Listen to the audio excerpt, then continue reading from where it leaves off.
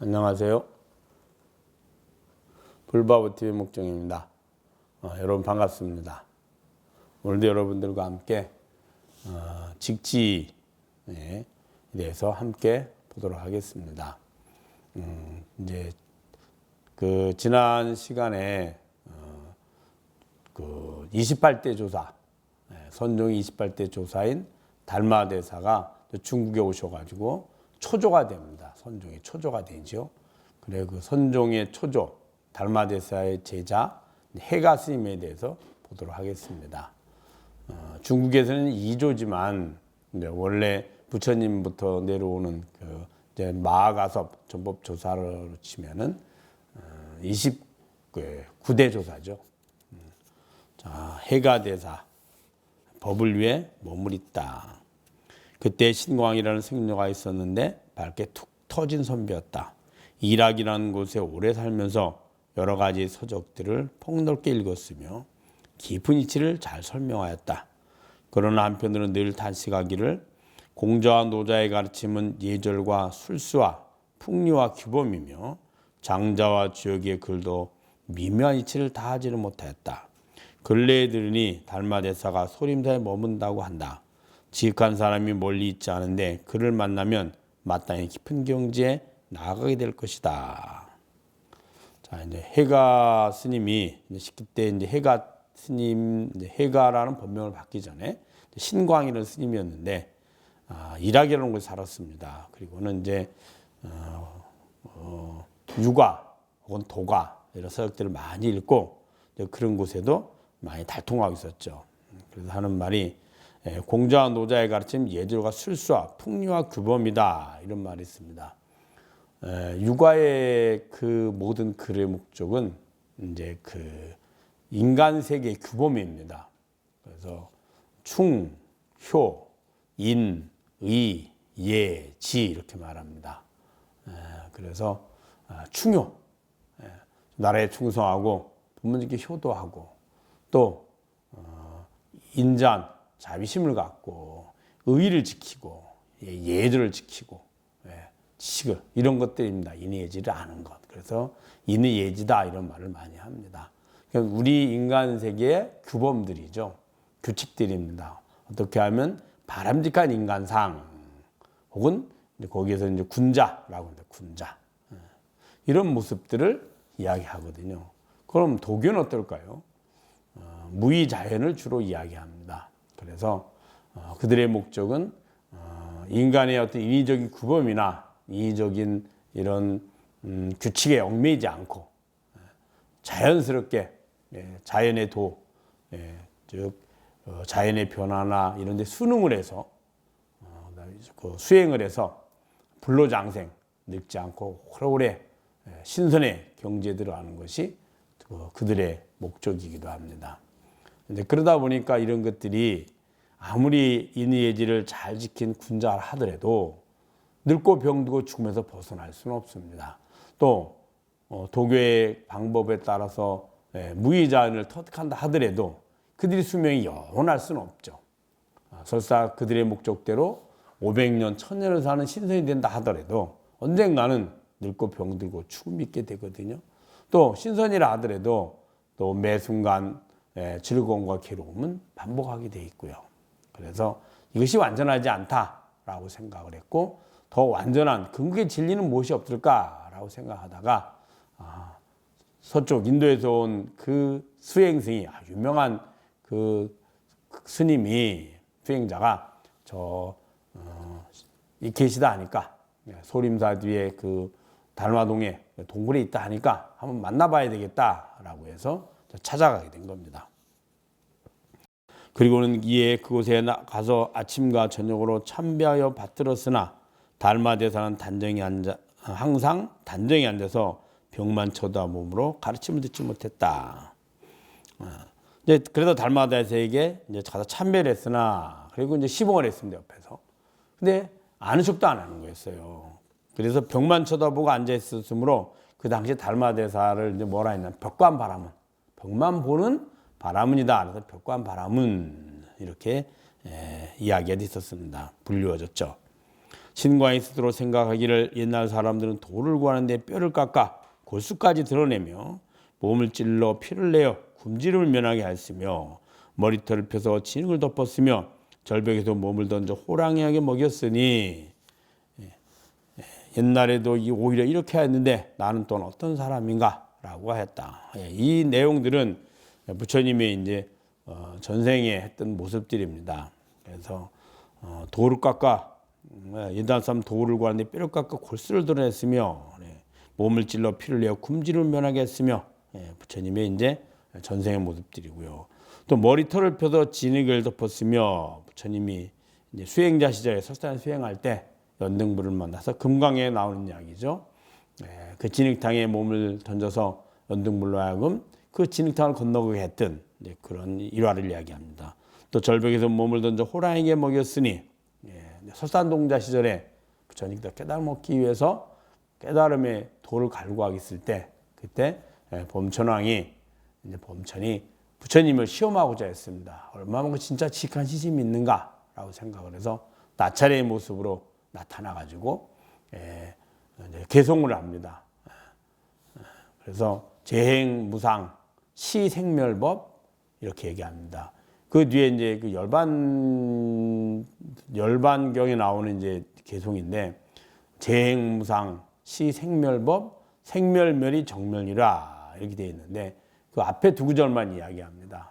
그래 그동안 열심히 진리를 갈구했던 그 수행자가 그 소리를 듣고 너무 환심에 차서 그 다음에 구절이 있을 거다라고 생각을 해서 이제 그 구절을 듣고 싶어서 주위를 둘러보았습니다. 그러자 주위에는 그 사람을 잡아먹는 생살과 생피를 먹는 나찰밖에 없었거든요.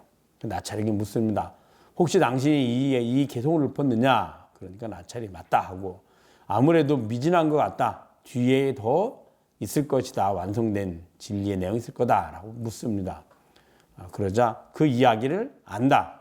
그럼 나를 위해서 좀 말해달라 하니까 본인은 너무 배가 고파서 말할 힘이 없으니 내가 그 진리를 이야기해주면 나에게 무엇을 줄 거냐라고 하자 자신의 목숨을 주겠다 합니다.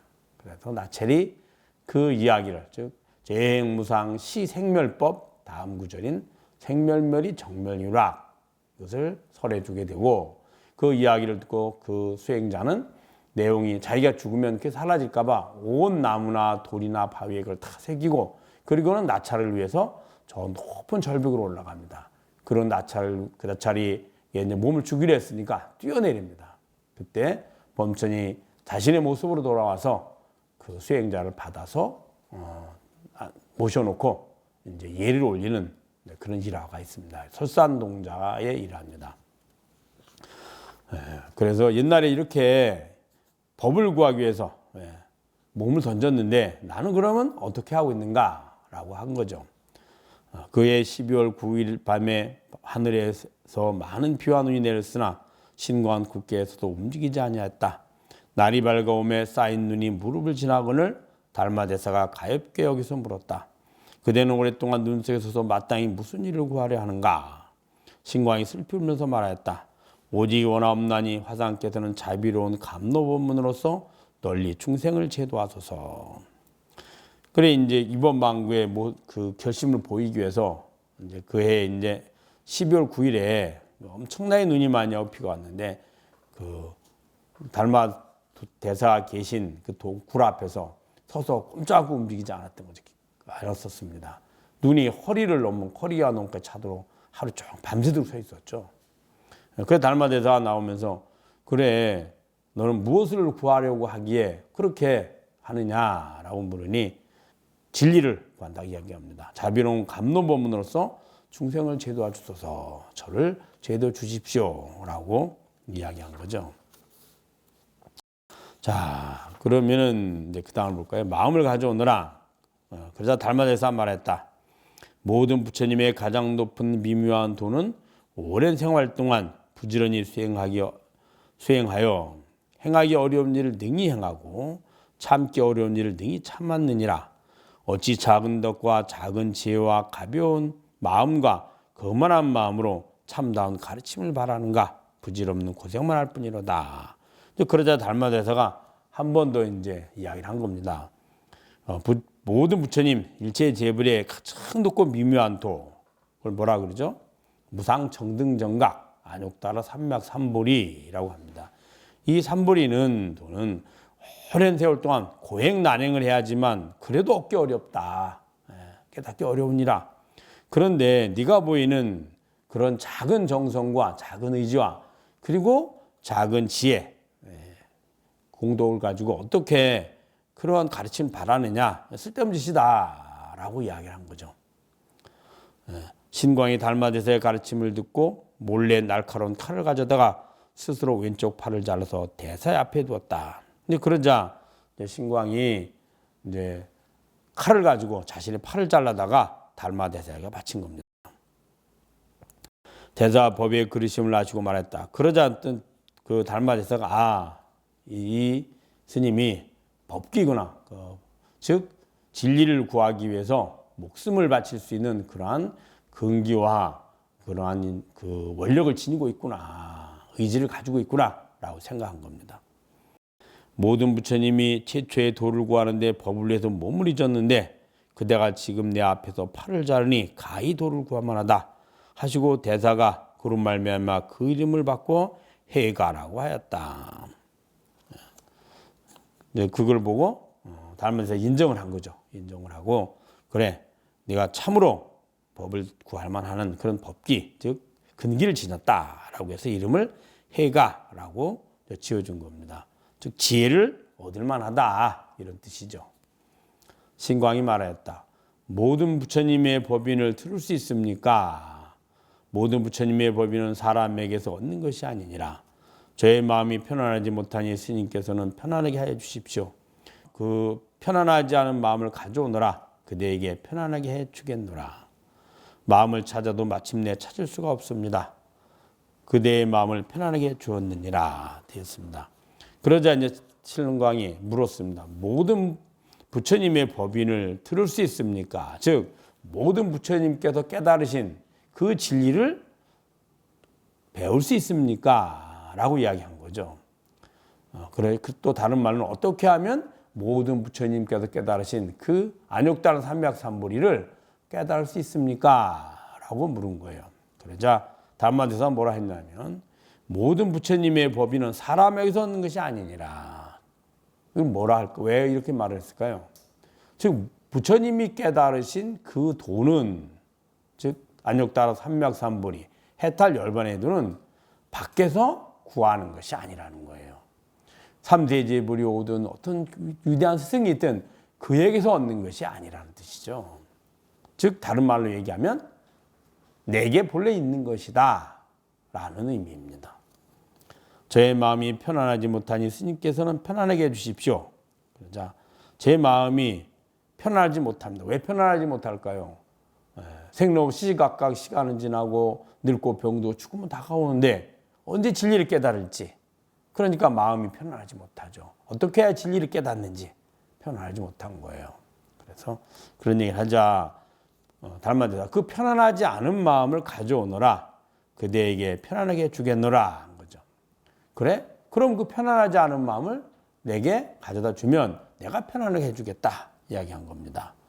그 이야기를 듣고 이제 신광 즉 해가 스님이 열심히 정진한 겁니다. 편안한 마음을 찾으려고 애를 썼죠. 그러다 어느 순간인가 아무리 찾아도 그 마음이 없다는 걸 알게 된 겁니다. 즉 마음은 실체하지 않는 환영임을 알게 된 거죠. 그래서 마음을 찾아도 마침내 찾을 수가 없습니다. 그러자 달마대 스님이 그대의 마음을 편안하게 해주었느니라. 마음을 아무리 찾아도 찾을 수 없습니다. 즉 그 이야기는 뭘까요? 마음이 이미 실체하지 않는 허상임을 알았습니다. 거든요. 그러자 그대의 마음을 편안하게 해주었느니라. 내가 바로 그 마음 편안하게 해주었다. 이 이야기는 그대가 바로 진리를 깨달았음을 내가 인가한다. 이런 이야기입니다. 자, 그 너머를 볼까요? 그러자 이제 그 다음입니다. 다 항상 알고 있다. 그리고는 이제 해가 스님이 제대로 바르게 수행하는 것을 이제 인가한 거죠. 인정한 거예요. 그리고 이제 수행을 계속 지어가는데 달마대사가 이제 해가에게 어느 날 이제 물은 겁니다. 달마 대사가 어느 날 해가 대사를 위하여 말씀하였다. 그대는 다만 밖으로는 모든 인연을 쉬고 안으로는 마음이 헐떡거림이 없어서 마음이 장벽과 같아야 가히 도에 들어갈 수 있느니라. 도에 들어가는 방법은 밖으로는 모든 인연을 쉬고, 즉 안입이 설신을 통해서 들어온 모든 그 감각의 정보들을 쉬라는 뜻이죠. 즉 구하지 마라. 밖으로 구하지 마라는 뜻입니다. 쉬고 마음이 헐떡거림 없어서, 즉 마음에서도 구하지 마라는 뜻이에요. 밖에 대상을 구하지도 말고 마음을 구하지도 말고, 마음이 장벽과 같아서 같아야 가히 도에 들어갈 수 있다. 장벽 같다는 건 뭘까요? 장벽은 무심하니 주위에 안임이 설신이 색성이한 미적법 이런 것이 아무 관계가 없잖아요. 그와 같이 밖의 대상이나 안의 마음의 일어남이나 다 무심해야 된다. 즉 구하지 마라. 그래야지만 도에 들어갈 수 있다라고 이야기한 겁니다. 해가가 갖가지로 궁리한 끝에 마음을 설명하고 성품을 설명하였으나, 그래서 이제 그렇게 열심히 정진하면서 그 느낌이 올 때마다 달마 스님한테 가서 자신이 느낀 바를, 경험한 바를 이야기한 거예요. 모두 개합하지 못하다가 어느 날 호련히 깨닫고는 말했다. 그러니까 제가 이런 경지입니다. 이렇게 마음이 이렇습니다. 이게 도가 아닐까요? 라고 이제 계속 이야기를 한 거죠. 그러자 항상 아니다, 맞지 않다라고 이야기한 겁니다. 그러다 어느 날 호련히 깨닫고는 말했습니다. 저는 이미 모든 인연을 쉬었습니다. 라는 거죠. 모든 인연을 쉬었습니다는 뭘까요? 인과 연이 있습니다. 인은 마음에서 일어나는 것이고 구하고자 하는 마음입니다. 연은 그것을 구하고자 하는 과정이죠. 그래서 마음을 일으키면 우리는 행위를 하게 됩니다. 행위라는 과정, 그 조건을 갖추게 되고 그 행위를 통해서 원하는 대상을, 조건이나 대상을 구하게 되죠. 그래서 과가 일어나는 거거든요. 그런데 인연을 셨다는 건 뭐예요? 더 이상 구하지 않습니다. 마음도 구하지 않고 밖으로도 구하지 않습니다. 안과 밖을 어느 것도 구하지 않습니다. 이렇게 얘기한 겁니다. 그래서 저는 이미 모든 인연을 쉬었습니다. 조사가 말하기를 단멸을 이루지 않았는가? 그렇지 않습니다. 그대는 지금 어떤가? 밝고 밝아서 어둡지 않으며 분명하고 분명하게 항상 알고 있기 때문에 말로는 어떻게 표현할 수 없습니다. 이것이 모든 조천인과 모든 조사가 전한 마음의 자체니라. 다시는 의심하지 마라. 되어 있습니다. 자, 그래, 단멸을 이루지는 않았는데 모든 인연을 쉬었다 그러니까, 그러면 단멸을 이루지는 않았는가? 단멸은 뭘까요? 모든 것이 텅 비어 아무것도 없는 그냥 그 무심은 아니냐. 그래서 공에, 모든 것이 아무것도 없는 텅 비어 있는 공에 빠진 것은 아니냐. 이렇게 얘기를 한 겁니다. 즉 무에 빠져 있는 것은 아니냐 한 거죠. 그러자 그렇지 않습니다. 그럼 그대는 지금이 어떤가? 마음이. 그러자 밝고 밝아서 어둡지 않으며 분명하고 분명하게 항상 알고 있기 때문에 말로는 어떻게 표현할 수가 없습니다. 밝고 밝아서 어둡지 않으며, 그래서 그 말이 뭘까요? 밝고 밝아서 어둡지 않다. 명명불매. 그 자성은 항상 밝습니다. 밝다는 말은 그 자성은 내 마음이 일어나는 것을 항상 알 수 있고, 그 마음을 원하는 것을 실천하려는 그 과정을 항상 알고 있죠. 그래서 주인인 자성이 내 마음이 일어나고 마음이 진행되고 그것이 행위를 통해서 옮겨지고, 그리고 결과를 얻어내는 것, 그 결과를 통해서 내 마음이 또 다른 변화를 가져오는 것, 누가 항상 알고 있나요? 바로 내가 알고 있죠. 그 이야기를 한 겁니다. 그래서 항상 밝고 밝아서 분명히 알고 있다는 거죠. 이 내 마음, 내 행위, 내 언행, 이것을 항상 알고 있잖아요. 분명하게 알고 있기 때문에 말로는 어떻게 표현할 수 없습니다. 그걸 말로 표현하면 그 말은, 언어는 마음을 표현합니다. 그 마음을 언어로 표현하는 거지, 설사 분명하게 밝고 밝습니다 라고 하는 것도 분명하게 밝고 밝습니다, 그리고 어둡지 않고 항상 알고 있습니다 라고 하는 거 누가 알고 있나요? 내가 알고 있죠. 그런 마음 상태를 언어로 표현한 거지 그 아는 주체, 자성의 모습은 아니거든요. 그래서 언어도도 아닙니다. 말로는 표현할 수 없습니다. 라고 이야기한 겁니다. 그러자 달마대사가 이것이 모든 조사님과 이것이 모든 부처님과 모든 조사가 전한 마음의 자체니라. 다시는 의심하지 마라.